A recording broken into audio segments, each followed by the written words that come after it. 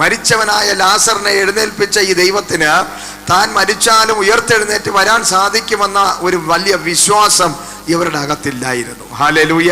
അതുകൊണ്ട് തന്നെ തോമസിനും ഈ യേശുക്രിസ്തു വന്നു, മരിച്ചവരിൽ നിന്നും ഉയർത്തെഴുന്നേറ്റു, ഞങ്ങൾ കണ്ടു എന്ന് പറഞ്ഞപ്പോൾ അത് വിശ്വസിക്കാൻ പറ്റുന്നില്ല. അതൊരു സ്വപ്നമായിരിക്കാം, അതൊരു മാനസികമായ അവസ്ഥയായിരിക്കാം എന്ന് ചിന്തിച്ച് സംശയാലുവായിരിക്കുമ്പോൾ, ഹല്ലേലൂയ, സ്തോത്രം, അപ്പോഴാണ് കർത്താവ് വീണ്ടും തോമസ് ശ്ലീഹയ്ക്ക് വേണ്ടി മാത്രം ഇറങ്ങി വരികയാണ്. ഹല്ലേലൂയ.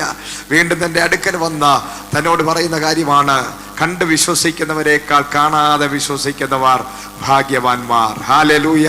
തോമസെ, നീ കണ്ടതുകൊണ്ട് എന്നെ വിശ്വസിച്ചോ, എന്നാൽ ഇനി അങ്ങോട്ട് കാണാതെ ഒരു കൂട്ടം പേർ എന്നെ വിശ്വസിക്കാൻ പോവുകയാണ്.